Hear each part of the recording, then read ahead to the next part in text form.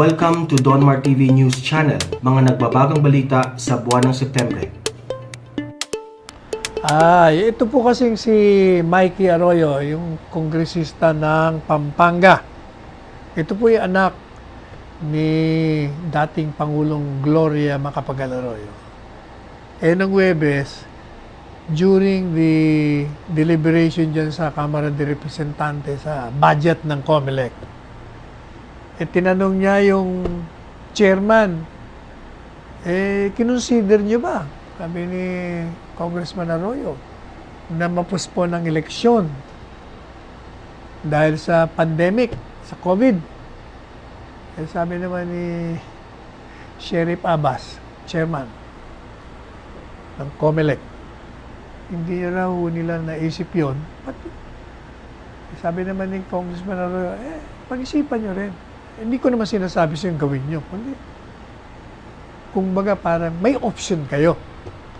Sabi kasi ni chairman ng COMELEC, si Kongreso saka presidente lamang ang magdidesisyon. Kaya lang, siyempre, umani na siyempre ito ng batikos. Kawawa naman doon si Mikey. Nagtatanong lang naman kayo naman. Nabanata na siya. Nabanatan ka tuloy ni Tony Boy, Teddy Boy Locsin. Sabi ni Teddy Boy, pag yan kinansila mo yung eleksyon ng kahit na nung dahilan, yun ay kataksilan or treason. Sabi niya, tayo'y nasa demokrasya at hindi tayo isang slave colony. Basta kailangan may eleksyon. Period. Sabi ni Teddy Boy. Galit ulit si Teddy Boy. Hindi naman natin mabasa yung kanyang inilagay sa kanyang tweet. At baka tayo masensor. Ano sabi naman ni Dasa? Hindi ko yata nakita yung sinabi ni Dasa. Sabi ni Dasa, anak yata ito ni Congressman dati Dasa, si Paul. Sabi ng Paul Dasa, yung eleksyon, will favor yung incumbents at disadvantage sa newcomers pag pushing ahead with the campaign and elections. Ito pala kakampi. Kakampi pala ito ni Congressman Arroyo. Pag tinuloy daw po natin, pabor sa incumbent at disadvantages sa newcomers kasi mas mahirap mangampanya. Matagal pa naman ang eleksyon. Hindi ba ang eleksyon 2 taon pa? Baka naman by that time wala na tayong COVID. Tsaka, ito namang si Congressman Mikey Arroyo, hindi naman siya hindi naman siya nagmumungay, postpone. Binibigyan lang ng plan B. Wala namang masama rin din naman. Meron naman pong mga kalakaran kung ano ang mga dahilan kung bakit mapupospone. Halimbawa, kung nagkaroon ng, ang sabi ng election code, sa section 5 po ng Omnibus Election Code, Batas Pambansa bilang 881. Kung halimbawa, merong marahas na, karahasan, o merong terorismo, o kaya naman nasira o nawala yung pong mga paraphernalia o records o kung anumang force majeure. Halimbawa, biglang nag-earthquake o biglang nag-floods, di ba?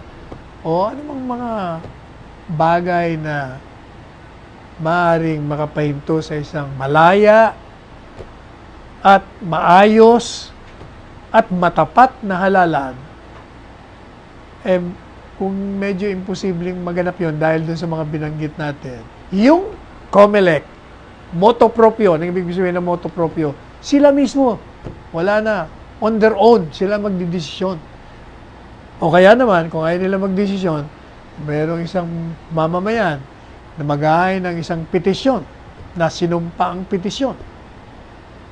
At pagkatapos ng hearing, kung saan yung mga interesado ay bibigyan mo ng notisya at mabigyan ng equal na pagkakataon na marinig sila sa kanilang mga posisyon, pwedeng i-postpone ang eleksyon sa isang petsa na reasonably close to the date of the election. Not held, suspended, or which resulted in a failure to elect, pero hindi ho lalampas ng 30 araw after the cessation of the cause for such postponement or suspension of the election or failure to elect. O yun lang po ang sinasang-ayunan ng batas natin na ma-postpone ang election. Punta naman po natin itong US aid to the military. Kahapon po tayo, in-interview rito tungkol dito. Kasi meron pong isang kongresista dyan sa Kamara de Representante ng Estados Unidos na gusto pong nagayin siya ng panukalang batas. Gusto niya isuspindi yung isang provision ng security assistance sa Pilipinas. Hanggat daw ang Pilipinas, ang pamahalaan ay gumawa ng mga ilang reforma dyan sa militar, sa mga pulis, gusto pong tanggalin na yung military aid. Sabi po ni, ano nga ba pangalan nito? Si Kongresista Wild. Sabi ni Kongresista Susan Wild, Wild Wild West. Yun daw pong panukalang batas niya. Nag-cite po siya doon ng mga abuso, labag sa karapatang pangtao, pati na raw yung programa ni Presidente na malupit. Malupit daw ang rehimen nito. At ginagamit daw, nagpapanggap daw na kunyari laban sa terorismo. Pero sa totoo lang, ito'y laban sa mga laborers, nag-oorganisa, mga workers at mga political opponents. Kaya daw, bilang tugon dito sa mga abusong ito, siya raw ay naghain ng panukalang batas para i-block, pigilan ang pagdaloy ng funding galing sa Amerika dito sa mga pulis at mga military. Ayan naman ang problema naman sa iyo, Kongresista Susan. Naniniwala ka naman kagad sa mga sabi-sabi. Nung tinanong po ako, na raw masasabi ko, sabi ko na lang po ganito. Unang-una, karapatan ng isang bansa kung saan sila tutulong. Sila nagbibigay tulong. Pwede nilang tanggalin, pwede nilang ayaw. Karapatan nila yun. Hindi natin pwedeng pakialaman yun. Di ba? Ayaw nga natin na pinakikialaman tayo. Huwag din tayo makikialam kung anong gusto nila. Pangalawa, sabi ko, unang-una, yan naman panukalang batas pa lang naman yan. Hindi pa naman yan batas. So, hindi mo alam kung yan papasa o hindi. Mapilit naman yung si Carmina. But don't you think, Secretary Sal, sabi ni Carmina sa akin, na it would affect our national security.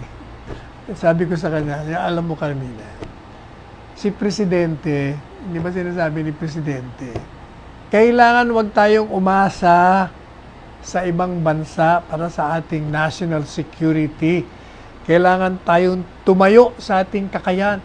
Hindi ba kaya nga sinasabi ni Presidente noon pa, kaya ba nung na-cancel niya yung mga military agreements?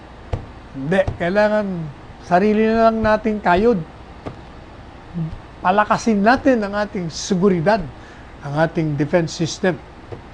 At yan consistent po dyan si Presidente. Hindi na babago yun. Di ba? Friends to all, enemies to none, but tayo, we will be dealing with them on the basis of what? One, mutual respect. Number two, mutual interest. Pero, ang pinakamataas dyan in the scale, kumbaga sa totem pole, yung national interest natin. Dun ang palaging basis natin kung paano tayo magre-relasyon sa ibang bansa.